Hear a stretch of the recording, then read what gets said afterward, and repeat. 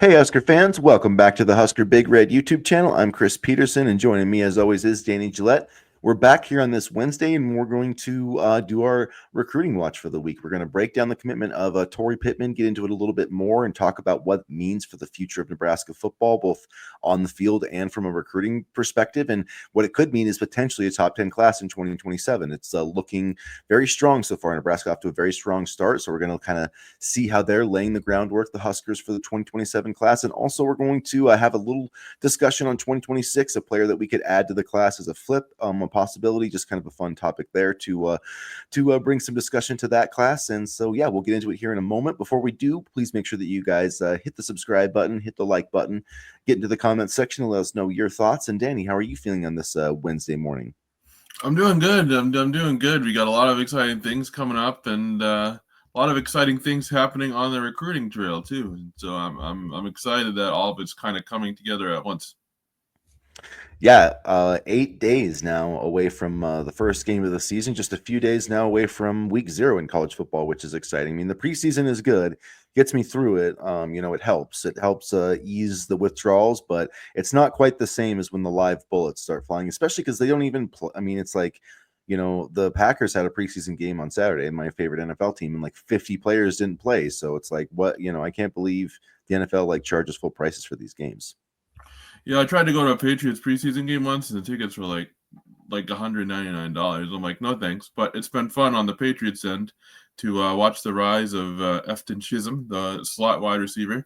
Stop me if you've heard this before, a white slot wide receiver excelling in New England. So yeah, I mean, it's been fun storylines to watch, just because mostly probably because there's Mike Vrabel in the new regime, but I'm excited for the real pads to start clicking, my only complaint is that we have one more preseason game tomorrow, and then we have to wait 2 weeks for the opener against the Las Vegas Raiders. So there's a little bit of a break between there, kind of like the national championship game, but either way, football's here, so I'm happy.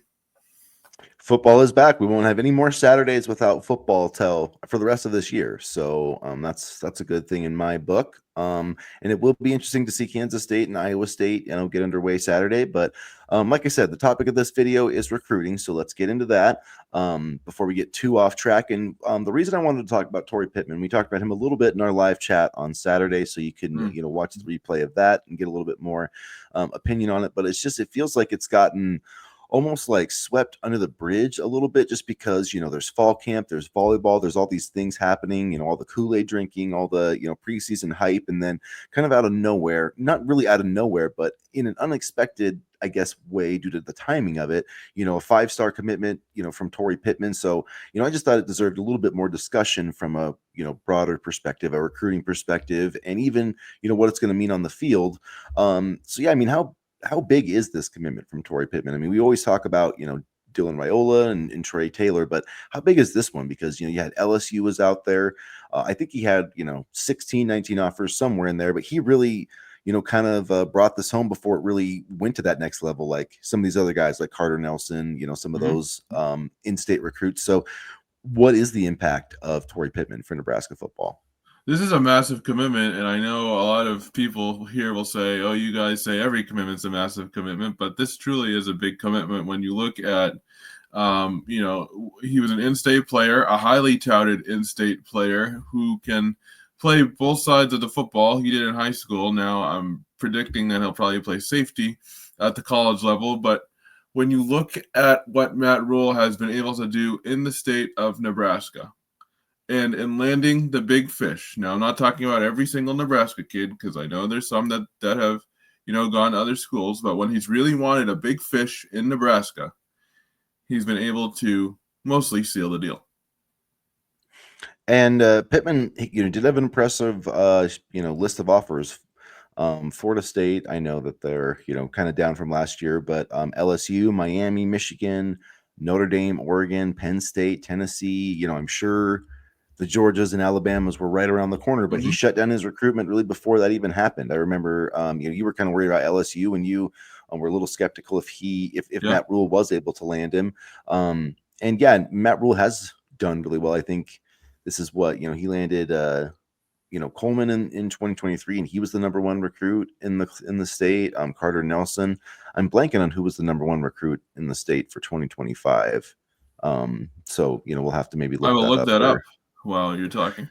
And I know they didn't obviously get the number one recruit in 2026. With the quarterback going to Alabama, and Jet they never Tamalia. offered him either. Jet Tamalia. So which will be interesting, and people are going to compare him to Dylan Raiola. I mean, if Tamalia goes off and has like an incredible career at Alabama, that's going to stick in the craw of Nebraska fans. It just will. And so I mean, not that I don't want him to have a solid career, I do, but hopefully it's not like a Joe Burrow type situation. You know what I mean? Where Nebraska maybe could have gotten Joe Burrow and instead had to watch him be like an all-time great quarterback somewhere else. But take me back to Tory Pittman.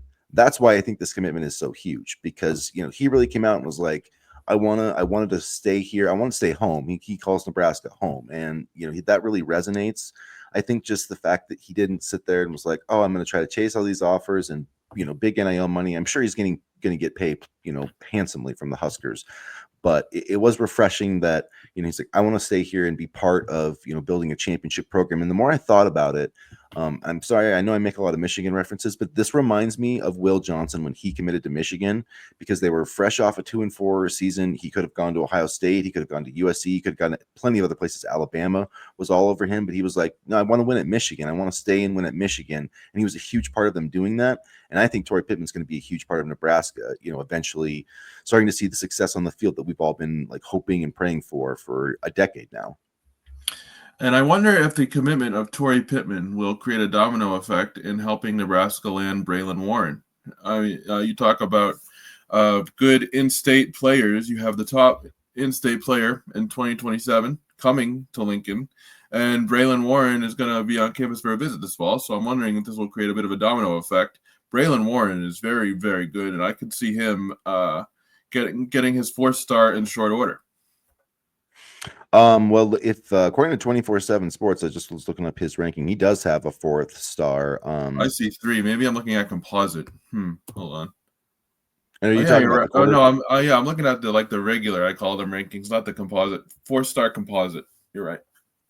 That would be interesting, but do you think they would take 2 quarterbacks? I'm not sure what the recruitment strategy is there. I don't know. I know he's coming for a visit. And I know that you can't count on having a kid for multiple years anymore. So I wouldn't be shocked, but who knows?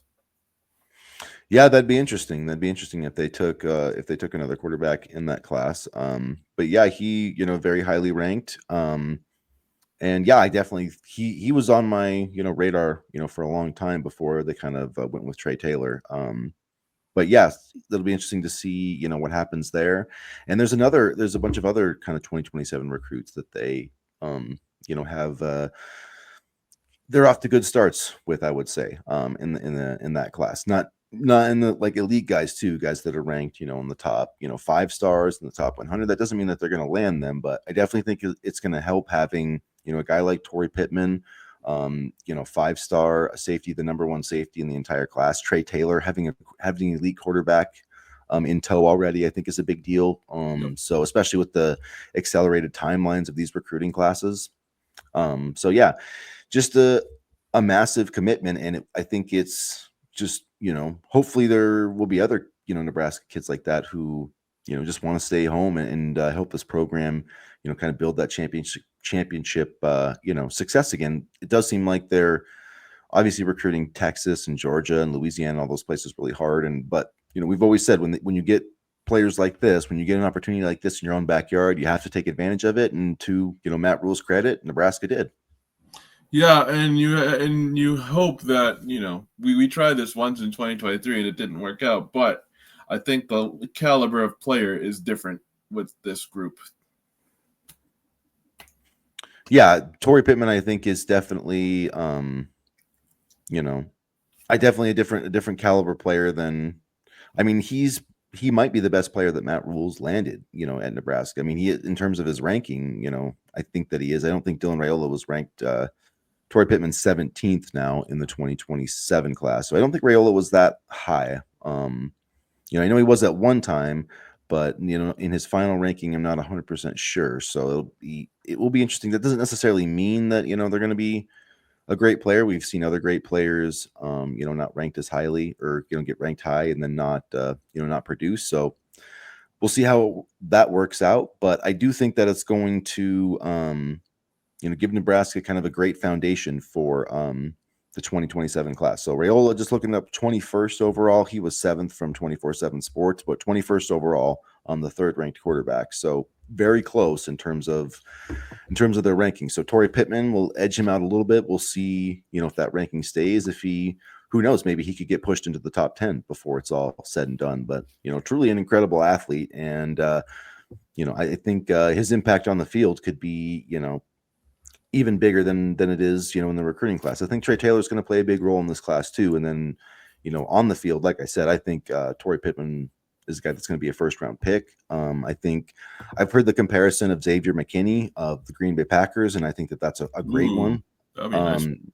Yeah, just a guy that like I said, an eraser, like a true, like you're just, a guy that makes it really difficult to, get big plays down the field because, he can just cover, so much ground and has such great ball skills. And that's the thing I love about Pittman. He can run and jump. I mean, he's got the track ability. He's got, production, and, he's played wide receiver too. So he can go up and get the football. So that there's literally nothing about his game that not to like. I can't find, I can't really even find a flaw in his game. Like, he's an ideal safety prospect, and I just can't wait to see him play. Me too. And when you have that level of athleticism and you have that level of ability, you find ways to get on the field, no matter if you play offense, defense, special teams. It's kind of like what we were talking about with Isaiah Mosey. When he has that skill set, you find ways to utilize him, and I could see Pittman being a starter right away. Yeah, I think so, especially with Nebraska, doing the 3-3, the 3-3-5, I guess, for the most part. And but yeah, I think he's going to be hard to keep off the field for sure. So yeah, let's look at some of the other guys that are kind of coming up here in this 2027 class. And I have a little, messing my things up here. So I got a little graphic, just a little visual aid here. So here's some elite targets to know, and we can talk about the top 10 thing here in a minute. But Steve Wiltfong and some other too, I think, like Greg Smith, some others have reported this, but Nebraska's actually, building up or trying to build up a strong 2027 class. So here's 7 other targets. There's plenty more, but all these guys are ranked in the top 148. There's a few 5 stars on the list. And everyone on this list has visited Nebraska except, I believe, for Kennedy Brown, hasn't visited Nebraska yet. I think the number 1 offensive tackle. But yeah, he is going to be making a visit. So everybody on this list, or I think KJ Green is another, but he has a visit planned. So everybody's on this list is either visited Nebraska already or has a visit planned. Albert Simeon has visited a couple of times. So Nebraska's definitely, I would say, in the top, 2 or 3 teams there. KJ Caldwell has them in their top 8. So has Nebraska in his top 8. So, I don't know. I think Ahmad Houston is a realistic target. Some of these guys are going to be very difficult to land, but Nebraska's in a great spot, I think, so far for 2027.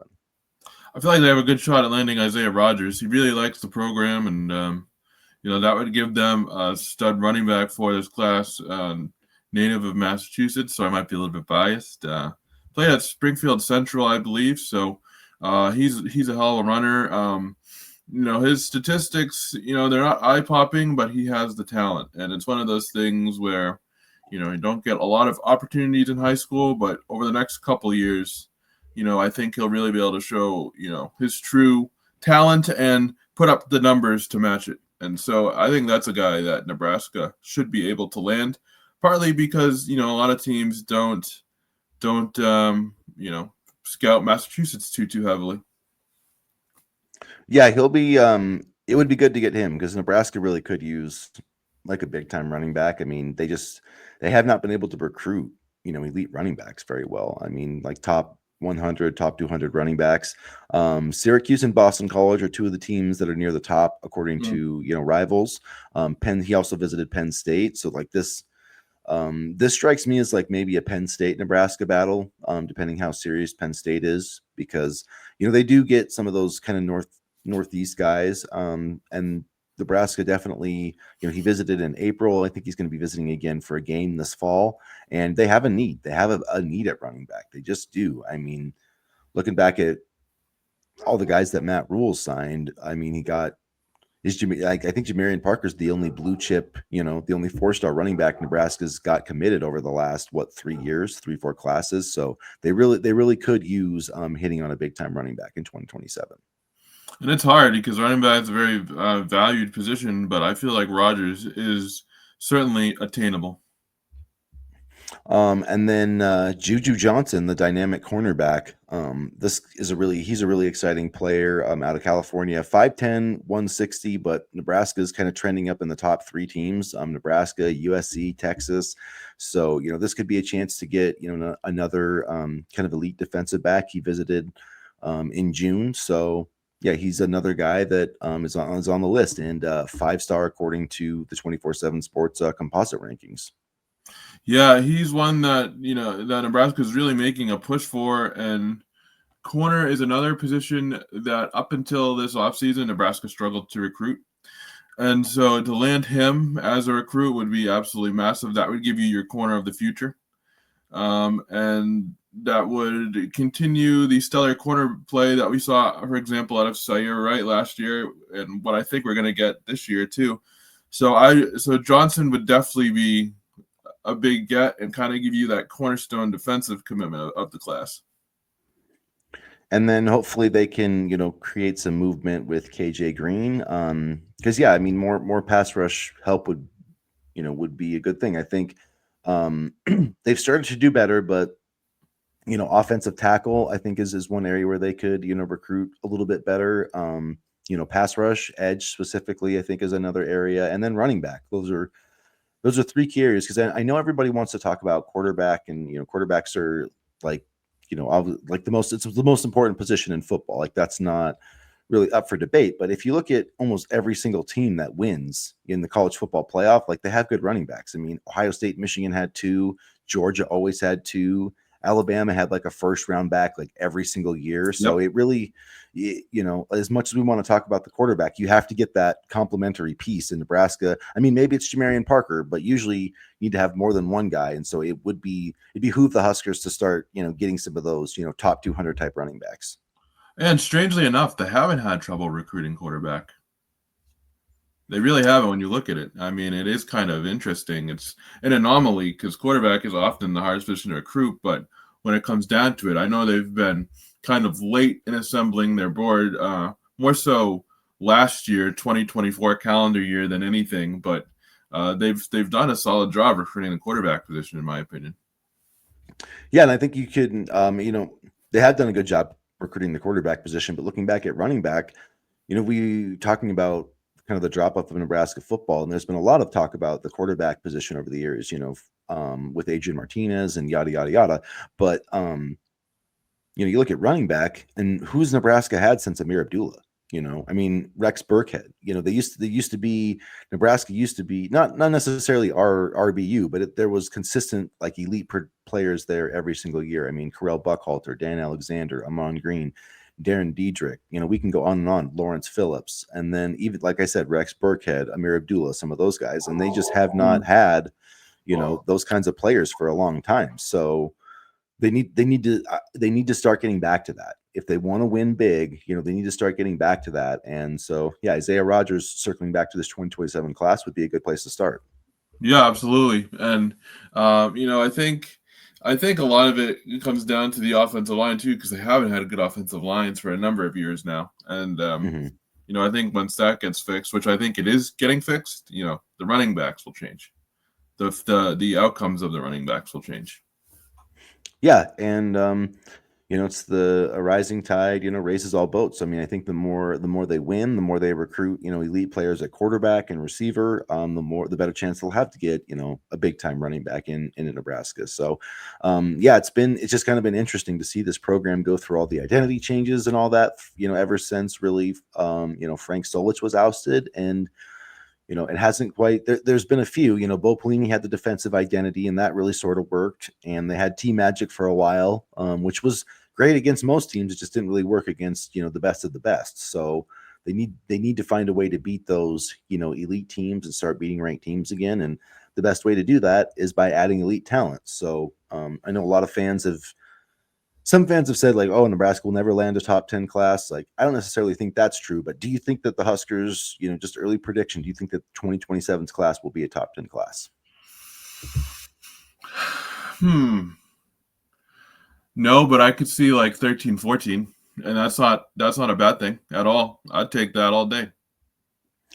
Yeah, I think it's gonna be close. I'm gonna say yes, because and I'm gonna say like 10th, like not like, they're number 9 or 10, like not really super high. But I think they're gonna get there because I think they're gonna win 9 or 10 games this season. And I think people are really gonna start to see like what Nebraska football is all about. I think they've got a great creative team. And then, this season plus next year too, which next season's really not going to affect the 2027 class because it'll be signed up like by the summer like this one. So but this year they can finally take that third year leap from Matt Rule. I think that will carry over to that 2027 class. So hopefully that's what we need to start doing to awaken the sleeping giant that is Nebraska football.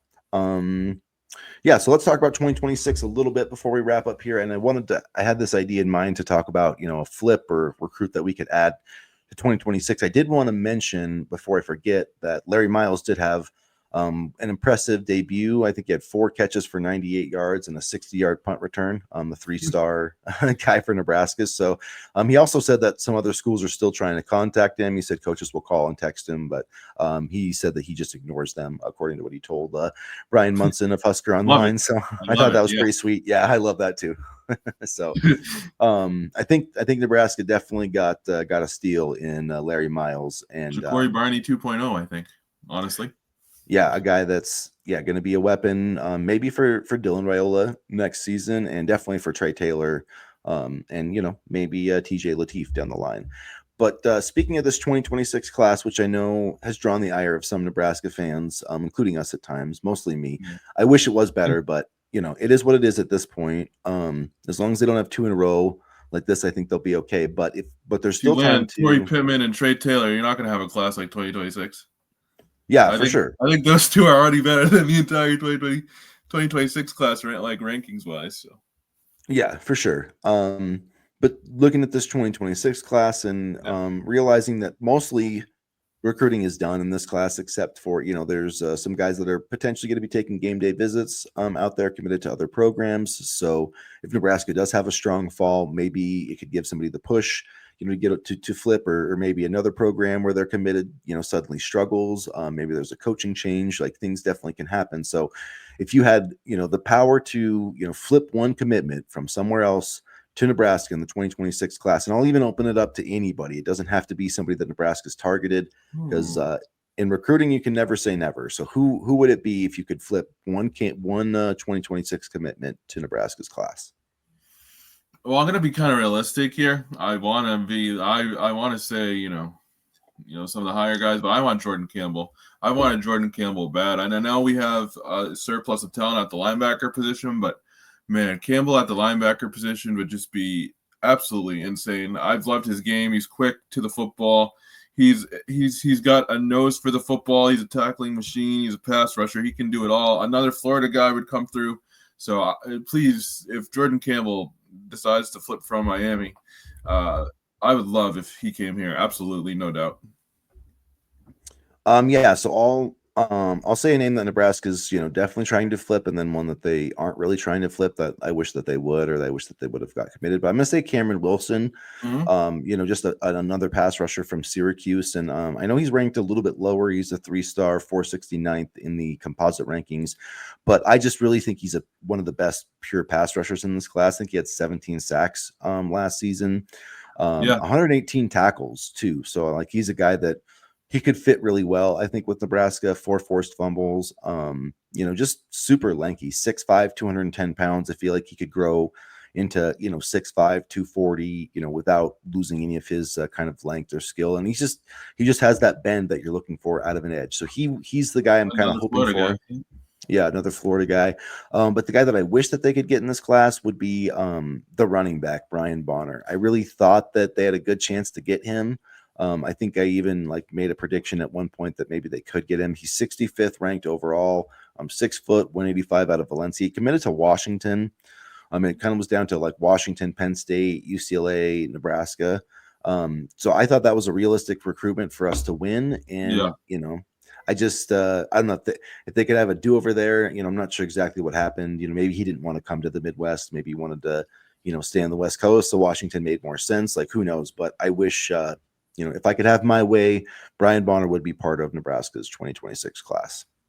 Still hope for Jordan Campbell, though. If they can flip him for Miami, that would be huge. Yeah, and Tadarius Hughes, we haven't heard much about a ton of those guys, but I don't think that that's anything to get worried about. It's just, I was going to ask you, what's the deal with Hughes? Because it's been radio silence over here.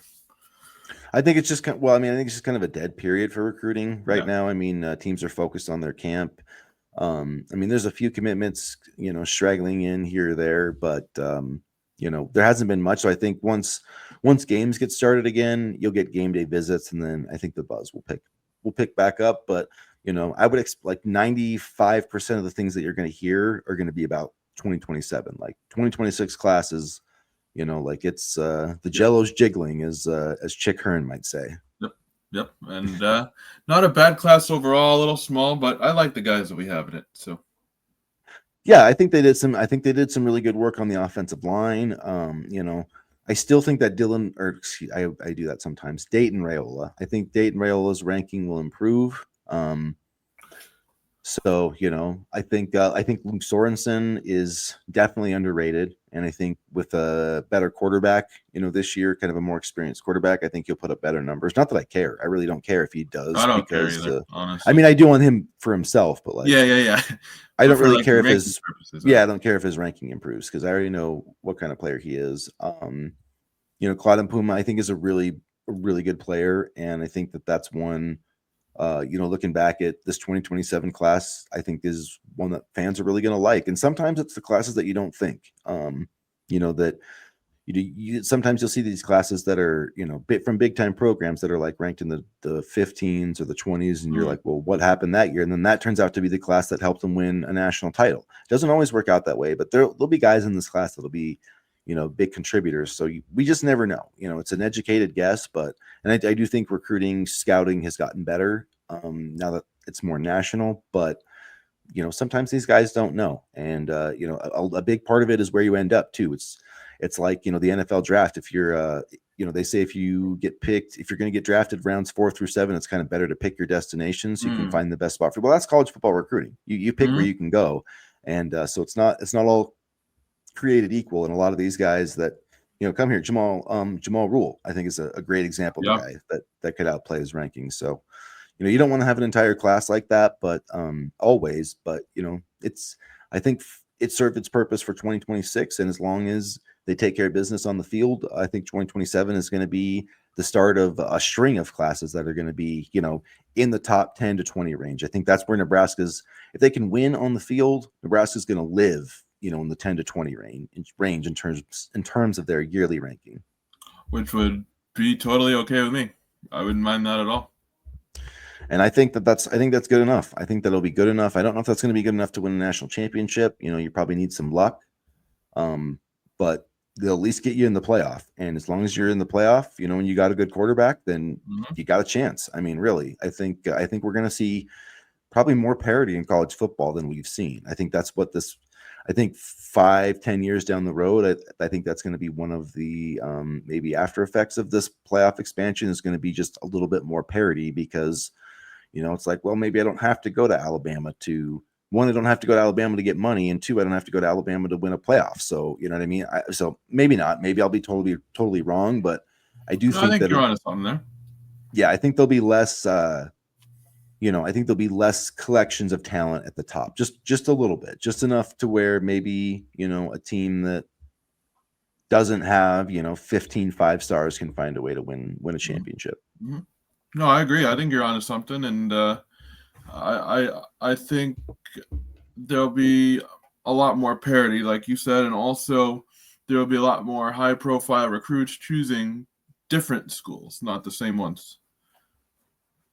Yep, I think so. So we'll see how it goes. Hopefully, we'll get a flip or two in the 2026 class, though. I know that will all make us feel better about it. And if Nebraska starts winning, then who knows? Cameron Wilson, Jordan Campbell, these guys have talked about taking visits. So if you get a guy on campus, if you get another committed guy on campus, especially in the fall, then he can never say never about flipping his commitment. So I definitely think there's some chances for Nebraska to do that. So doesn't help that 25% of our games are on Friday, but that does, from a recruiting perspective, that does not help. Yeah, yeah. I don't know. So, yeah, that is kind of a bummer, but it is what it is. Hopefully, the Huskers will just take care of business, and everything else will take care of itself. So, all right, we will wrap up the episode there, you guys. Once again, make sure that you hit the subscribe button, hit the like button, do us a favor there, and get in the comment section. And as always, go Big Red. Go Big Red.